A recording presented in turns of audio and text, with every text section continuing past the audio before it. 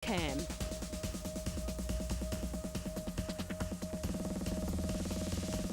How great it would be to have a computer in every room, with access to the rest of the house. I wonder if it'll pick up your laundry for you. The control centre of the system can fit easily into a broom cupboard, and the components positioned throughout the home. The technology would add an extra $45,000 to the cost of a home, but suppliers say the price will decrease as the houses become more common. Technology like this is amazing and could be the window to the future in building designs.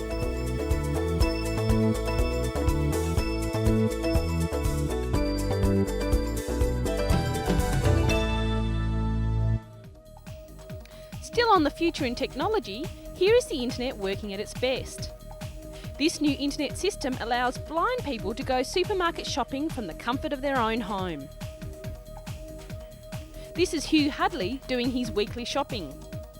The partially sighted worker is using the internet system on his home computer that uses a voice to describe the goods on the shelves.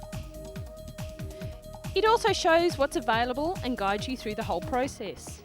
The system, called Access, has taken more than a year to develop, but it's changed the life for people like Hugh. His final shopping list is sent at the click of a mouse. At the store nearby, Hugh's computer order is being transformed into reality. The goods are scanned and put in a basket. The new system works in the same way as online shopping and takes 6 million orders a week. Next step, the groceries are loaded up in the delivery van. The delivery driver offers an added service to blind customers, ringing to say that they're on their way. When the delivery arrives, the driver carries the groceries inside and even packs them away. The cost is £5 a delivery, the same as the standard service. For Hugh, this means he has more time to do other things rather than shopping.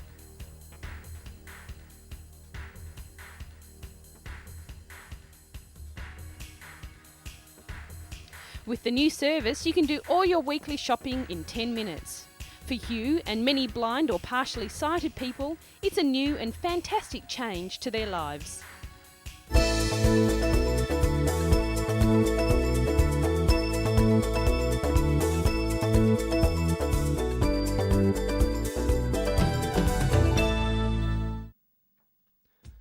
This is a story about a group of old-timers who came together again to teach, help and inspire young minds while setting some awesome records along the way.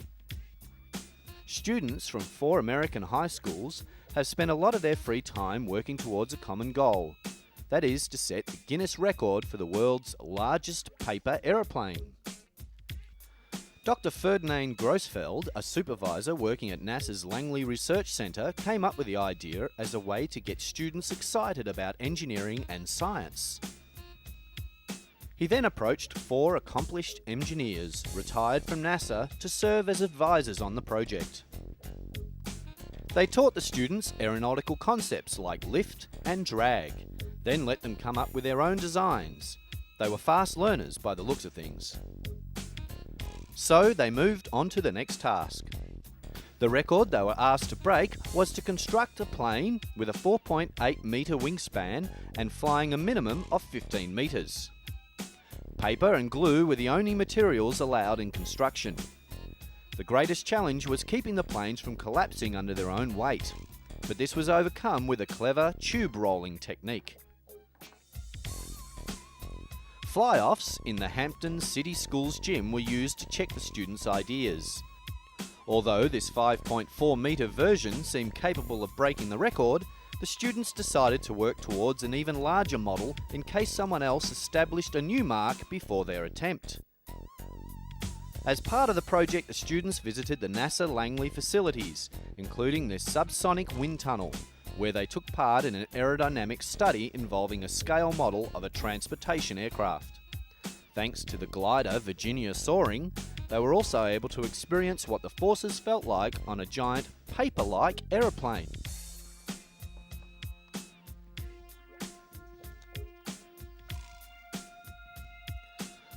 Finally, the day the students had been waiting for came. In a hangar at NASA Langley, they hoisted their 7.2 metre model onto a platform as specified in contest regulations. With record officials and supporters on hand, Kevin Kelly let the plane fly. It had to go 15 metres to break the record. It travelled nearly twice that far, and the students weren't done yet. With Will Perry doing the honours, they broke their own record using this 8.4 metre version. Then, as a grand finale, they launched a 9 metre craft, achieving yet another new milestone of just under 34.5 metres. The record-setting craft will now be displayed in Virginia's new Air and Space Centre alongside other historic planes.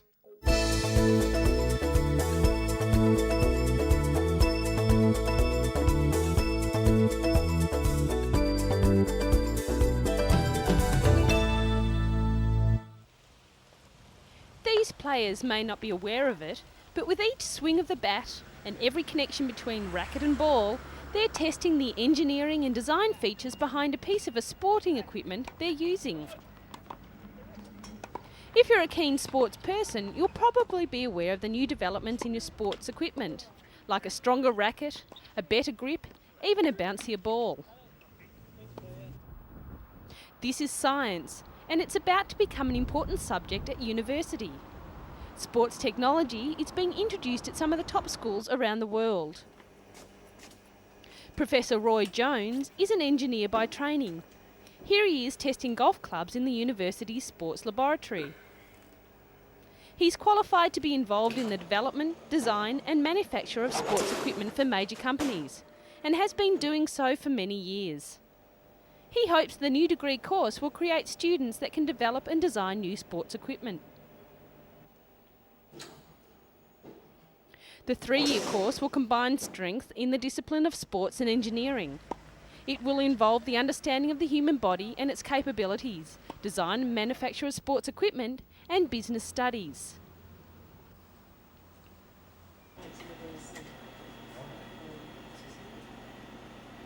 This tennis ball cannon is firing balls at an angled racket. The camera and computer attached can track the velocity, spin, launch and rebound angles of the ball at a certain setting. Changing the tensions of the racket will give different measurements. Understanding this science will help students develop design changes which could lift the game itself. The information is vital to the sports equipment industry, which is worth almost £10 billion, and not surprisingly, given the money involved, is an extremely competitive market. The Bachelor of Science in Sports Technology degree is an area that any keen sports person could head into. Imagine if you were the designer of the golf clubs that Tiger Woods used to win a championship, or the tennis racket Andre Agassi holds in the air when he wins Wimbledon.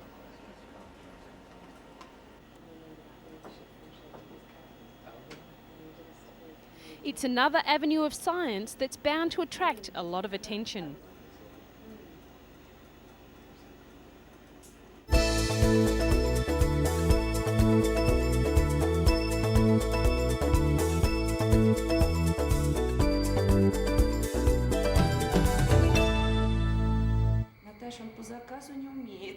If you have little brothers and sisters, you'll know that at an age of about 6 months old, babies spend most of their time exploring the new world around them. This little guy's just the same. In the mornings, he is busy climbing ropes and playing with toys in a special room at the Moscow Zoo.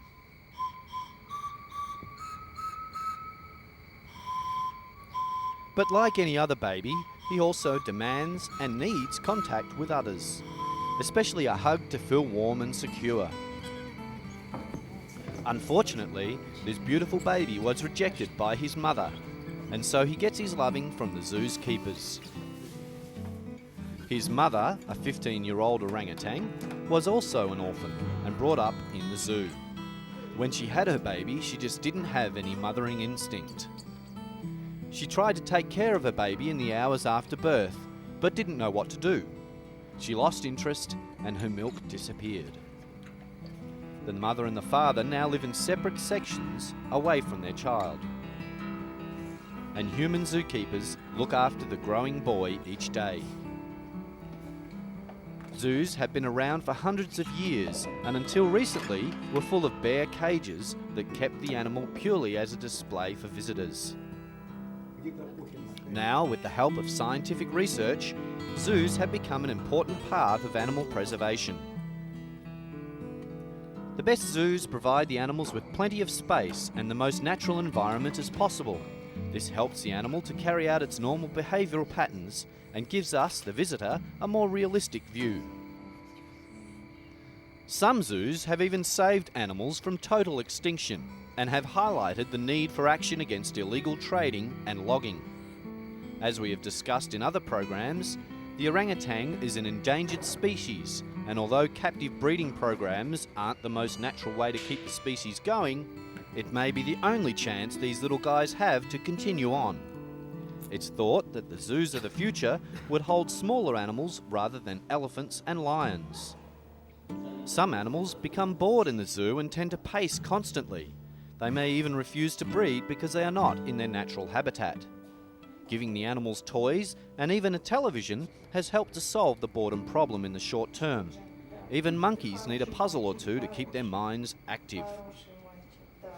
What it really comes down to, though, is our awareness of a problem that is caused by humans and can only be solved by humans.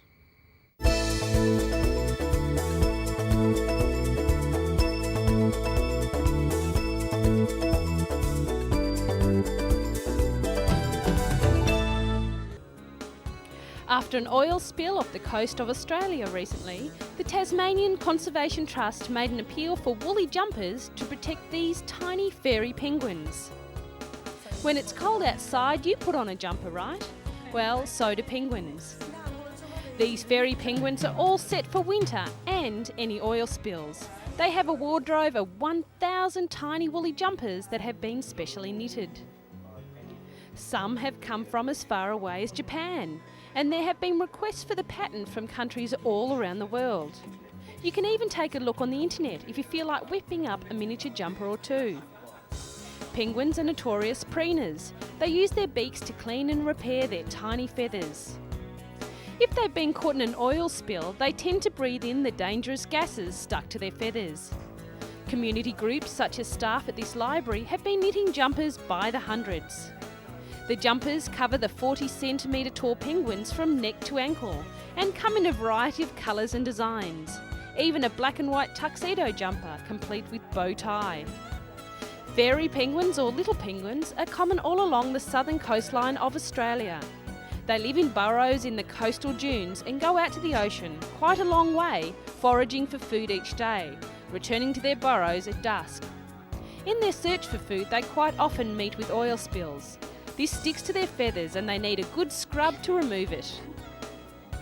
Volunteers are often on hand to help these penguins to return to the sea.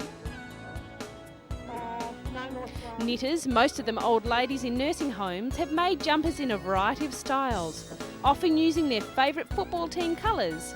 They also use scraps of wool to make patchwork jumpers.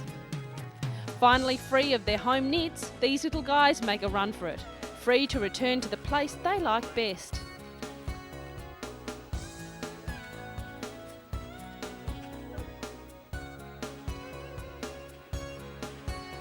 But it's the help of dedicated volunteers that keep the fairy penguins warm and alive.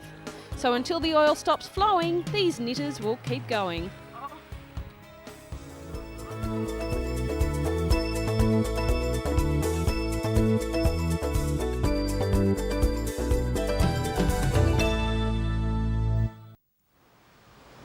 In this New York City store, there is a strange new range of products available. They are called the Do products, and their aim is to get people involved in the creation of their own furniture. The product line, called Do Create, is the first product line from a brand new concept called Do. The shop is called The Apartment and has been set up to look like a lived-in apartment, with working fixtures. Everything you see is for sale. The Do swing-like fixture has turned out to be a popular outlet for customers and sales staff. What a great idea when you just feel like hanging around. It's all part of a new line of furniture that promotes what the suppliers call activism. Here we go. Ooh. Most designers would be insulted if Let's someone do took a this. sledgehammer to their chair. But the makers of the Do Hit chair would be disappointed if they didn't. In fact, they include a sledgehammer with every chair they sell. The Do Hit chair arrives as a perfect steel cube with an accompanying sledgehammer. Bash it into a desirable shape, and if you're still uncomfortable, bash it some more. It's a great way of getting rid of that built-up anger, and at $1,500 it will get your heart pumping. Here is the indestructible Do Break vase. The heart of the vase is rubber. It's covered with porcelain. Do Cut is a totem-like column of polystyrene. It comes with a hacksaw so that it can be made into a variety of items. All these products give you the chance to become the artist and the designer. But if your furniture is don't furniture, then you'd better not do what you've just seen done to the Do furniture.